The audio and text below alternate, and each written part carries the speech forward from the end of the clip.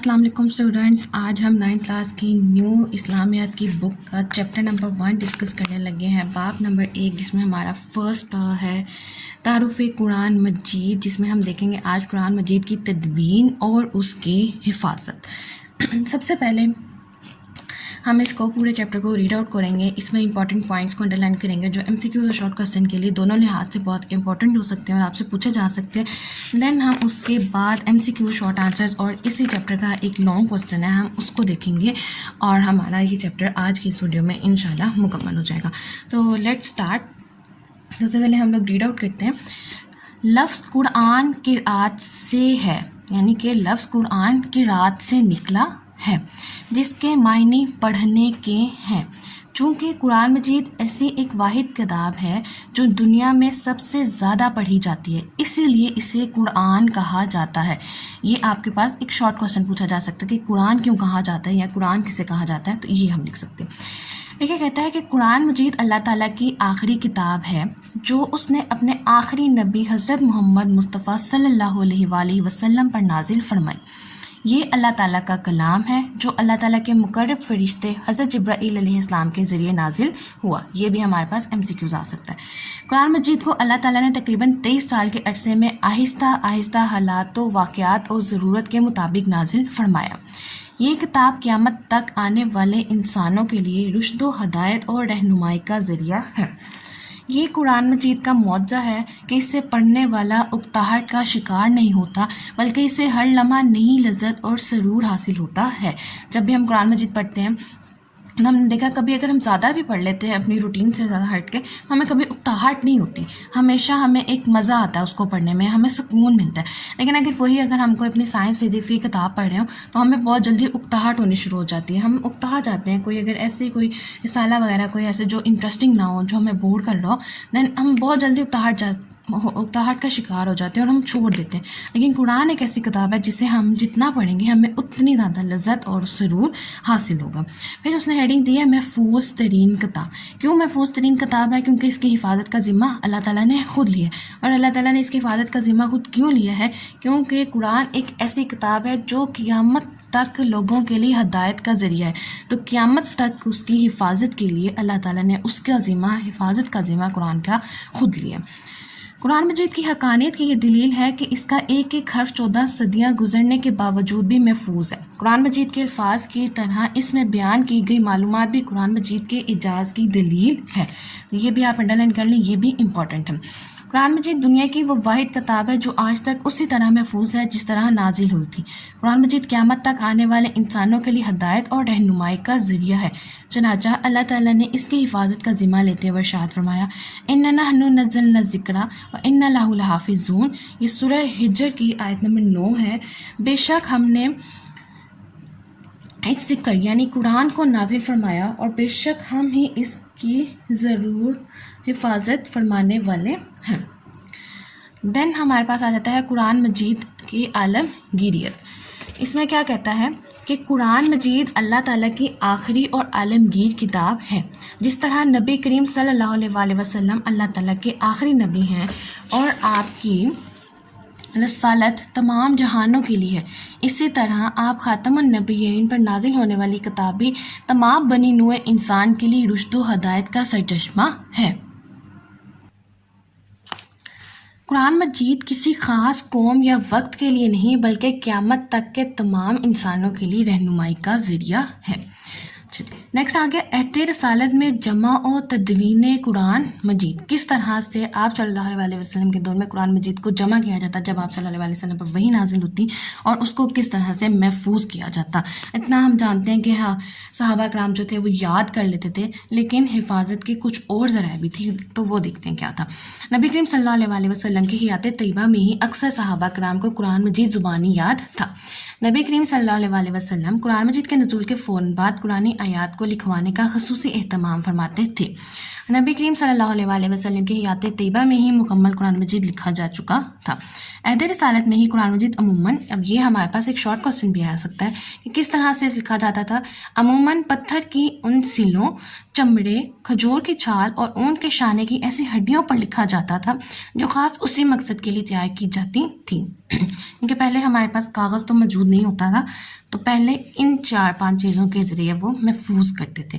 یوں قرآن مجید عہد نبی میں ہی مکمل حفظ ہونے کے ساتھ ساتھ مختلف جگہوں پر لکھا ہوا موجود تھا. نیکسٹ لاسٹ ہمارے پاس ایک ہیڈنگ ہے عہد صحابہ کرام رضی اللہ تعالیٰ عنہم میں جمع و تدوین قرآن مجید. نبی صلی اللہ علیہ وسلم کی زندگی میں اگرچہ قرآن مجید مکمل کتابی شکل میں موجود تھا، تاہم حکومتی سرپرستی میں قرآن مجید کی نشر و اشاعت کا آغاز نہیں ہوا تھا. قرآن مجید کو سرکاری سرپرستی میں جمع کرنے کی ضرورت حضرت ابو بکر صدیق رضی اللہ تعالیٰ عنہ کے دور خلافت میں اس وقت محسوس ہوئی جب جنگ یمامہ میں قرآن مجید کے سینکڑوں حفاظ کرام شہید ہو گئے. اللہ تعالیٰ کی مدد سے مسلمانوں کو اس جنگ میں فتح نصیب ہوئی. یہ بھی پوچھا جا سکتا ہے کہ جنگ یمامہ میں فتح ہوئی تھی یا نہیں، تو ہمارے پاس لکھا ہوا ہے کہ ہاں جی ہمیں فتح نصیب ہوئی تھی. تاہم اس وقت یہ محسوس کیا گیا کہ اگر مستقبل میں اسی طرح حفاظ کرام شہید ہوتے رہے تو کہیں قرآن مجید کا کوئی حصہ ضائع نہ ہو جائے. حضرت ابو بکر صدیق رضی اللہ تعالیٰ عنہ نے حضرت عمر فاروق رضی اللہ تعالیٰ عنہ اور دیگر جلیل القدر صحابہ کرام کے مشورے سے قرآن مجید کی جمع و تدوین کا آغاز کیا. حضرت ابو بکر صدیق رضی اللہ تعالیٰ عنہ نے صحابہ کرام کے مشورے سے مشہور قاری قرآن حضرت زید بن ثابت رضی اللہ تعالیٰ عنہ کو اس عظیم کام کی تکمیل کے لیے منتخب کیا. تو یہ بھی ہم سے شارٹ میں یہ MCQs میں پوچھا جا سکتا ہے کہ کس کو انہوں نے منتخب کیا، تو ہمارا آنسر کیا ہوگا؟ حضرت زید بن ثابت کو. اب حضرت زید بن ثابت عہد رسالت میں وحی کی کتابت کا فریضہ انجام دیا کرتے تھے. حضرت زید بن ثابت کی سربراہی میں قائم کمیٹی نے مسلسل اور انتہائی محنت سے قرآن مجید کو ایک مصحف کی صورت میں جمع کیا. قرآن مجید کا یہ نسخہ حضرت ابو بکر صدیق رضی اللہ تعالیٰ عنہ کے پاس موجود رہا.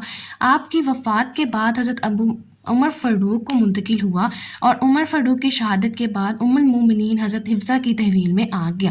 تو یہ بھی ہمارے پاس بہت امپورٹنٹ شارٹ پوچھا جا سکتا ہے کہ کس طرح یہ سلسلہ چلا حضرت ابو بکر سے حضرت عمر فاروق اور پھر حضرت عمر فاروق کی شہادت کے بعد حضرت حفصہ رضی اللہ تعالیٰ عنہ کے پاس کیا. حضرت عثمان رضی اللہ تعالیٰ عنہ کی عہد خلافت میں جب مختلف قراتوں اور لہجوں میں قرآن مجید کی تلاوت پر اختلاف پیدا ہوا تو انہوں نے ام المومنین حضرت حفصہ رضی اللہ تعالیٰ عنہ کے نسخے کی مختلف نقلیں تیار کر کے مختلف صوبوں کو بھجوا دی اور سب مسلمانوں کو ایک قرات پر متحد کر دیا. سو اسٹوڈنٹس یہ تھا ہمارے پاس چیپٹر نمبر 1 جس کی ہم نے ریڈنگ کی ہے، اور ایک بہت چھوٹا سا اور آسان سا چیپٹر تھا، بہت بیسک چیزیں اس میں لکھی تھی. تو اب ہم مشق کی طرف جاتے ہیں کہ مشق میں کیا ہے. پہلا سوال ہے ہمارے پاس، لفظ قرآن کا معنی ہے. آپشن الف ہے کثرت سے پڑھی جانے والی کتاب، صبح کے وقت پڑھی جانے والی کتاب، محفوظ کتاب یا آخری کتاب. ابھی ہم نے فرسٹ پیراگراف میں دیکھا کہ قرآن کا جو مطلب ہے وہ ہے کثرت سے پڑھی جانے والی کتاب. تو آپشن الف جو ہے وہ اس کا درست جواب ہوگا. دین ہمارے پاس آ جاتا ہے MCQ نمبر 2 ہے، وہ کیا کہتا ہے تمام مسلمانوں کو ایک قرات اور لہجے پر متفق کرنے والی شخصیت ہے. ابھی ہم لوگوں نے ریڈنگ ختم کی، یہ لاسٹ پیراگراف میں اس کا جواب بھی موجود ہے. آپشن الف ہے حضرت عمر فاروق رضی اللہ تعالیٰ عنہ، آپشن بی حضرت عثمان غنی رضی اللہ تعالیٰ عنہ، جیم حضرت علی کرم رضی اللہ تعالیٰ عنہ اور حضرت زید بن ثابت رضی اللہ تعالیٰ عنہ.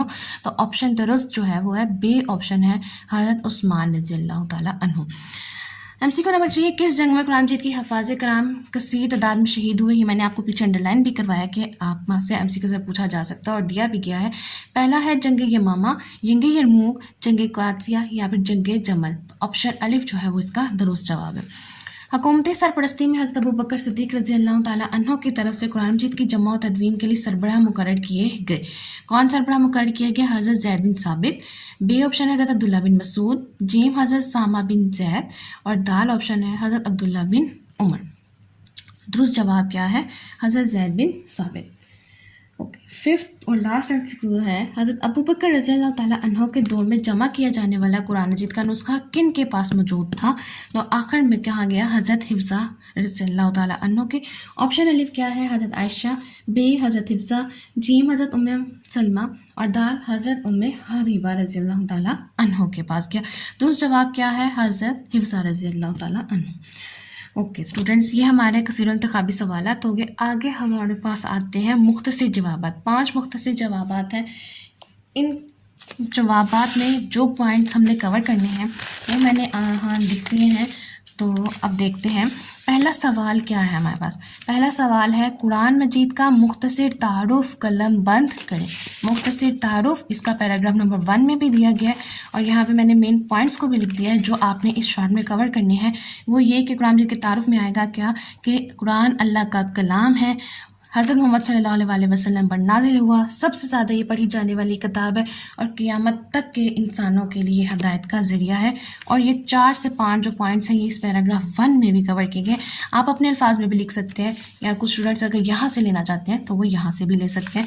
اور ہم کیا لکھیں گے کہ قرآن مجید اللہ کا کلام ہے جو ہمارے آخری نبی ختم النبیین حضرت محمد مصطفیٰ صلی اللہ علیہ وسلم پر نازل ہوا، اور یہ دنیا میں سب سے زیادہ پڑھی جانے والی کتاب ہے، اور یہ قیامت تک کے تمام انسانوں کے لیے ہدایت کا ذریعہ ہے. دوسرا سوال ہے قرآن مجید ایک عالمگیر کتاب ہے، وضاحت دینی اب آپ لوگوں نے کہ کیسے قرآن ایک عالمگیر کتاب ہے.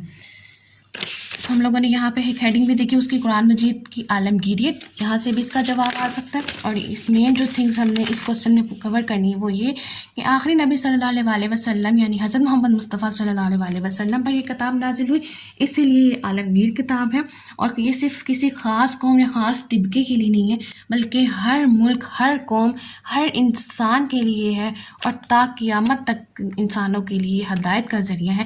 یہی وجہ ہے کہ قرآن ایک عالمگیر کتاب ہے، کیونکہ قیامت جب تک نہیں آتی ہے تب تک انسانوں کی رہنمائی کا جو ہے وہ ذریعہ بنا رہے گا. تیسرا سوال ہے، اور یہ میں نے ان کی ہیڈنگز بنائی ہیں کیونکہ موسٹلی ہم لوگ دیکھا ہے کہ بورڈ کے پیپروں میں ہم پورے سوال کو نہیں لکھتے، تو یہ ہیڈنگز ہیں. اگر سوال پوچھا جائے تو اس طرح ہیڈنگ دیں اور پھر اس کا جواب لکھیں. تیسرا سوال ہے قرآن مجید کی قیامت تک کے لیے محفوظ ہونے کی وجہ بیان کریں. اب کیا وجہ بیان کرنی ہے ہم لوگوں نے؟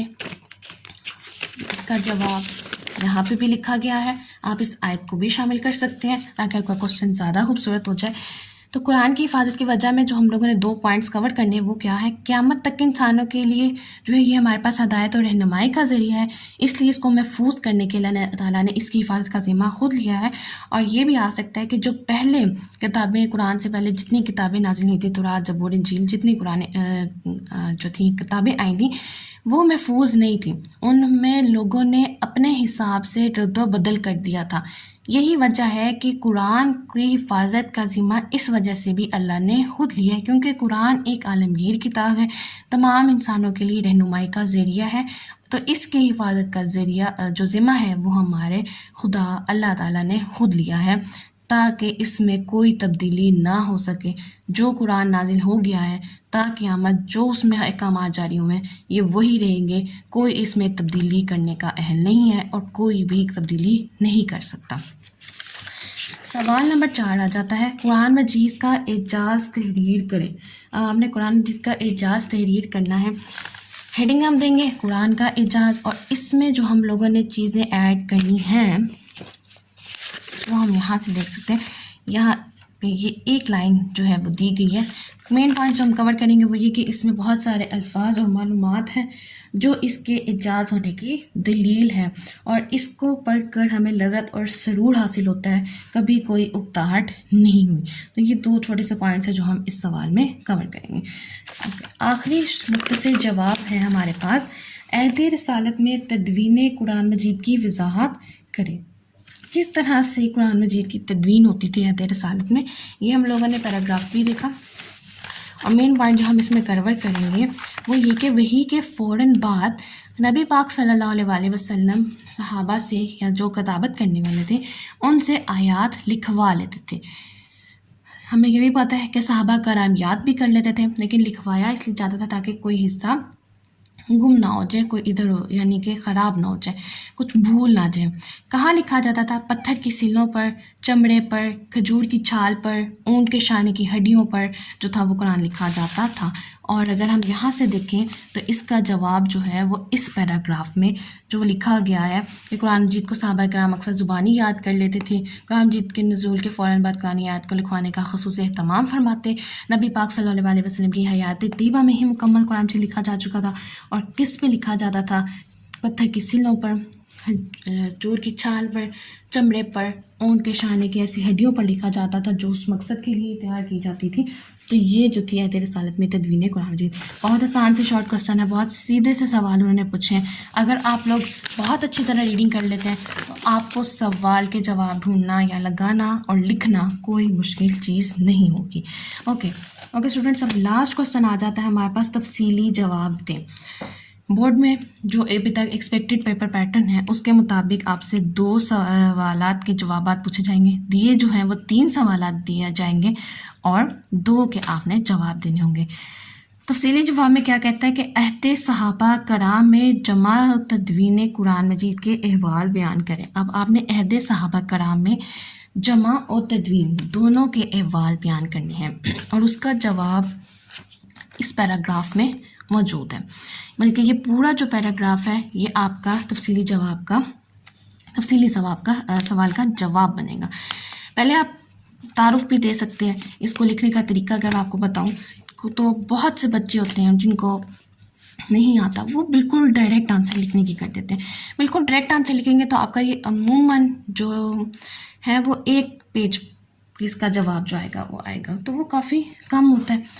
تو ہم کیا کریں گے، ہم لوگ جمع و تدوین قرآن سے پہلے ہم قرآن کا تھوڑا سا تعارف دے دیتے ہیں، تھوڑا سا اس کی محفوظ ترین کتاب کے بارے میں بتا سکتے. عہد رسالت میں تھوڑا سا بتاتے، میں یہ نہیں کہہ رہی کہ آپ پورا چیپٹر ہی لکھ دیں، آپ مین ہیڈنگ دے کے اس کے اندر 1 سے 2 لائنس میں اس کو ایکسپلین کر دیں تاکہ جو ایگزامنر آپ کا پیپر چیک کرے اس کو پتہ ہو کہ بھئی ہاں بچے کو پیپر آتا ہے، اسے پتہ ہے کہ کیا لکھنا ہے. اس کی بجائے کہ آپ ڈائریکٹ، اگر کوئی بچہ ڈائریکٹ آنسر بھی لکھتا ہے تو میں یہ نہیں کہہ رہی کہ وہ غلط ہو جاتا ہے، لیکن اگر آپ زیادہ اچھا امپریشن ڈالنا چاہتے ہیں اور بہت اچھے مارکس سیکیور کرنا چاہتے ہیں، فل مارکس سیکیور کرنا چاہتے ہیں، تو آپ کو تھوڑی سی ایڈیشن خود سے کرنی پڑے گی. اور ایک اور چیز کہ جو بھی سوال آپ کو پوچھا جائے ایٹ لیسٹ اس کے سوال کے اختتام پہ حاصل کلام کی ہیڈنگ ایک لازمی لکھے. حاصل کلام اور تعارف کی ہیڈنگ اگر آپ دے دیتے ہیں نا تو آپ کا کوسچن بہت اچھا ہے، پریزنٹیشن وائز تیار ہو جاتا ہے. تو دیکھتے ہیں کہ تفصیلی جواب میں کیا آئے گا کہ نبی پاک صلی اللہ علیہ وسلم کی زندگی میں اگرچہ قرآن مجید مکمل کتابی شکل میں موجود تھا، تاہم حکومتی سرپرستی میں قرآن مجید کی نشر و اشاعت کا آغاز نہیں ہوا تھا. قرآن مجید کو سرکاری سرپرستی میں جمع کرنے کی ضرورت حضرت ابوبکر صدیق رضی اللہ عنہ کے دور خلافت میں اس وقت محسوس ہوئی جب جنگ یمامہ میں قرآن مجید کے سینکڑوں حفاظ کرام شہید ہو گئے. یہاں پہ ہم ایڈنگ بھی بنا سکتے ہیں کہ قرآن مجید کی یعنی کہ تدوین کی ضرورت اور جمع کرنے کی ضرورت کب پیش آئی، ضرورت ہے تدوین یا جنگ یمامہ کے بعد، کوئی بھی ہیڈنگ ہم لوگ اس میں لکھ سکتے ہیں. اللہ تعالیٰ کی مدد سے مسلمانوں کو اس جنگ میں فتح نصیب ہوئی، تاہم اس وقت یہ محسوس کیا گیا کہ اگر مستقبل میں اس طرح حفاظ کرام شہید ہوتے رہے تو قرآن مجید کا کوئی حصہ ضائع نہ ہو جائے. پھر ہم لوگ لکھ سکتے ہیں کہ حضرت ابوبکر صدیق رضی اللہ تعالیٰ عنہ نے حضرت عمر فاروق رضی اللہ تعالیٰ عنہ اور دیگر صحابہ کرام کے مشورے سے قرآن مجید کی تدوین کا آغاز کیا. آپ لکھ سکتے ہیں کہ مشورہ کس سے کیا، ہیڈنگ دے سکتے ہیں مشورہ کہ کس سے مشورہ کیا، پھر مشورے اور پھر کن کو جو ہے اس کام کے لیے منتخب کیا گیا، تو وہ آ جائے گا حضرت زید بن حارث. جو ہیڈنگس اگر ہم بنا دیتے ہیں تو ہمارا کوسچن تو لینتھ میں بڑھ جاتا ہے اور ایک اچھا امپریشن ڈال دیتا ہے. پھر ہمارے پاس آ جاتا ہے حضرت زید بن ثابت کی. ہم ہیڈنگ دیکھ کے اس میں لکھ سکتے ہیں حضرت زید بن ثابت کا کہ انہوں نے وحی کی کتابت کا جو ہے فریضہ وہ بھی انجام دیا تھا. حضرت زید بن ثابت کی سربراہی میں قائم کمیٹی نے مسلسل انتہائی محنت سے قرآن مجید کو ایک مصحف کی صورت میں جمع کیا اور قرآن کا یہ نسخہ، اچھا جی، اب قرآن کا نسخہ جو ہے وہ کس طرح سے ایک دوسرے سے کے پاس منتقل ہوا. یہاں پہ آپ ایک الگ ہیڈنگ کریٹ کر سکتے ہیں کہ تحویل نسخہ کس کی تحویل میں آتا گیا. حضرت ابوبکر کے بعد جو حضرت عمر فاروق رضی اللہ تعالیٰ عنہ کو منتقل کیا اور ان کی شہادت کے بعد حضرت حفصہ رضی اللہ تعالیٰ عنہ کی تحویل میں دیا گیا. پھر آپ حضرت عثمان کا عہدۂ خلافت کی ہیڈنگ بنا سکتے ہیں جس میں مختلف قراتوں اور لہجوں میں جو ہے وہ اختلاف پیدا ہوا، تو انہوں نے ام المومنین حضرت حفصہ سے جو ہے وہ نسخہ لے کے اس کی مختلف کاپیز تیار کروا کے مختلف ملک اور صوبوں میں بھجوا دی تاکہ مسلمانوں جو ہیں وہ ایک قرت پر متحد رہ سکیں، کوئی اپنی رد و بدل نہ کر سکے. اور رد و بدل ہو بھی نہیں سکتا کیونکہ اس کی حفاظت کا ذمہ ہمارے اللہ تعالیٰ نے خود لیا گیا. اسٹوڈنٹس یہ تھا ہمارے پاس چیپٹر نمبر 1 9th کلاس کی نیو اسلامیت کی بک کا. اور نیکسٹ میں انشاءاللہ نیکسٹ ویڈیو میں ہم لوگ حدیث نبوی کو دیکھیں گے جس میں منتخب حدیث انہوں نے ایڈ کی ہیں، اور اسماء الحسنی ہم لوگ دیکھیں گے. اور یہ چیپٹر تھا، اس میں اگر آپ کو کوئی ایسی چیز جو سمجھ نہ آئی ہو یا کوئی چیز جو مجھ سے اسکپ ہو گئی ہو تو آپ لوگ مجھ سے کومنٹ سیکشنز میں پوچھ سکتے ہیں. اور کوئی مسئلہ یا کوئی چیز آپ جاننا چاہ رہے ہوں مجھ سے تو آپ وہ بھی پوچھ سکتے ہیں. اور لاسٹ پہ صرف ایک ہی ریکویسٹ ہے آپ سب سے کہ کائنڈلی پلیز چینل کو سبسکرائب کریں اور ویڈیوز کو اپنے فرینڈس کے ساتھ شیئر کریں کہ تاکہ صرف آپ ہی نہیں بلکہ باقی لوگ بھی دیکھ سکیں. اور یہ نیو بک کا چیپٹر 1 آج ہمارا ہو گیا، اور انشاءاللہ بہت جلدی ہم لوگ باقی بھی کور کر لیں گے. So thank you so much. And last میں میری یہی ریکویسٹ ہے کہ kindly please subscribe my channel اور سپورٹ کریں تھوڑا سا. Thank you so much.